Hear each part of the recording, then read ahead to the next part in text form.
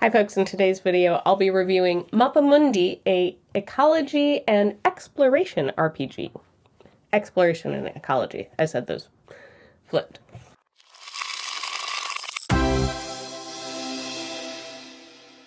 The publisher 3 Sails Studios reached out and asked if we'd be interested in reviewing this game.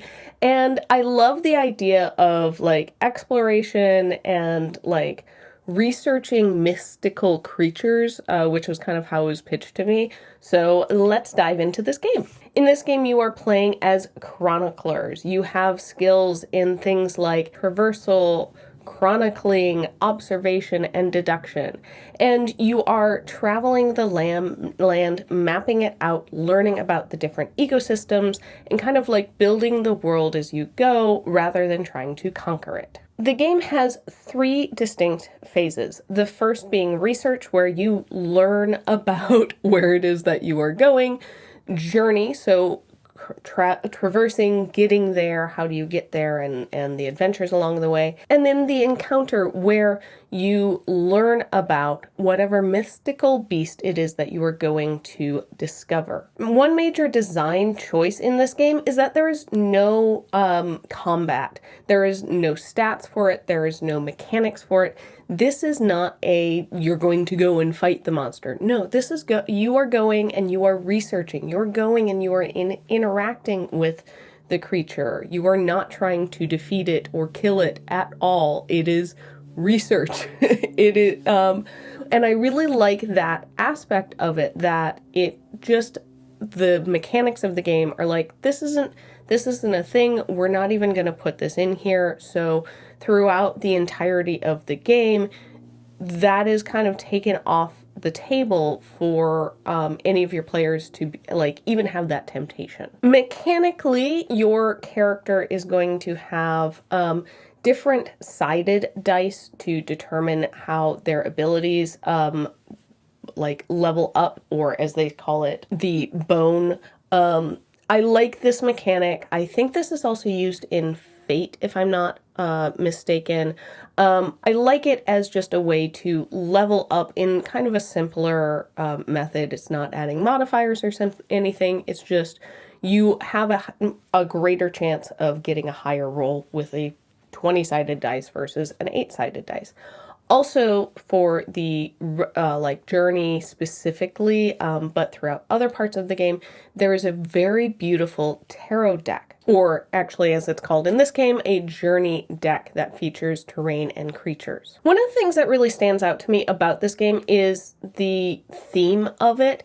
This like nature and ecology exploration focus is distinct among a lot of RPGs. It's not another dungeon crawler. It's not another D&D-esque. It does feel unique, but also has mechanics in it that feel familiar to more experienced tabletop role players, where you're going to be able to step into and understand the game pretty quickly, but also a really interesting I think, game to introduce people to kind of the idea of what tabletop role-playing games can be, as it is such a story-driven game. The actual physical product is gorgeous. It came in this like really sturdy box. I love that on the inside of the box lid is this gorgeous map.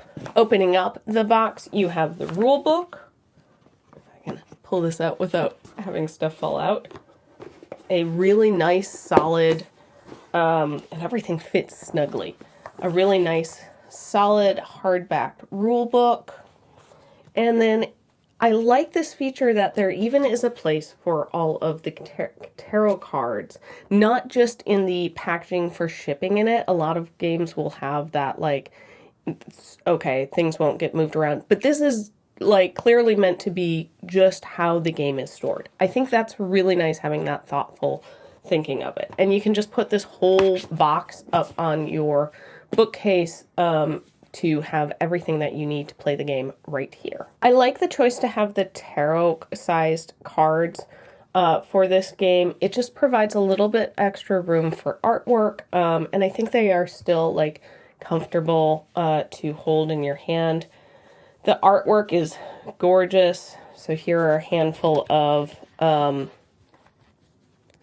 cards in the kind of landscape deck. It's this really beautiful, ooh, that's such a cool card. Just gorgeous artwork, really beautiful, and it's the same artwork style throughout. And then this is the deck that has a whole bunch of the creature artwork in it. Got like an Ifrit, a couple more artwork cards here. They really are just some gorgeous, really pretty artwork. Like, I kind of want to put some of these cards up on display, not just keep them in the box, because they're so gorgeous. A big thanks to all of our patrons, especially Tucker. If you enjoy our videos, make sure you are subscribed and then head on over to patreon.com/rollforinitiative and check out the perks of being a patron. Being a patron is the best way to directly support us, besides just subscribing and watching our content. All right, let's get back to the review. And then it continues all of that artwork style throughout the book. Now, you are not just exploring this world, but you are shaping it through this mechanic known as threads and behaviors, and also in the other phases of the world through special abilities the characters have. And your characters aren't going to face death, but there is failure in the game. Failure happens, and it has consequences that will sometimes even ripple throughout the entire world. Character creation is pretty simple, and there are 4 different classes to choose from. This is a game that has the players as well as a game master, or in this game system, it's referred to as a narrator. Now, because some of the mechanics within this game are a little bit different, and it's not the kind of traditional like dungeon crawler, this might make jumping into this game a little bit difficult if you have somebody new to RPGs who maybe is really only coming at it from a like pop culture reference, or it might be a little bit more of a learning curve for experienced players who really have only played like D&D, Pathfinder, that type of stuff, and approaching these much more narrative, storytelling, less combat heavy focus games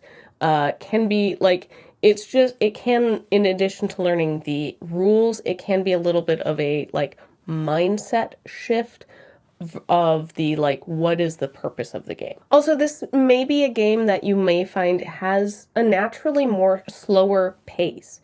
You're spending a lot more time exploring and researching. It's not that like high energy, ooh, we gotta run and go defeat this thing. Like that may also be a bit of an adjustment. For the narrator also, there are some like suggestions on thresholds, but it's not as like clear cut. So that is nice in some ways because it allows a lot of creativity and flexibility for game masters who really want to make this their own, make their own stories. But I feel like game masters who are looking for a little bit more structure may struggle with this initially. So who do I think is really going to love this game? I think if you want that kind of like game that is going to have this like sense of wonder, strong exploration, like I want to explore, I want to find new things, I want to discover.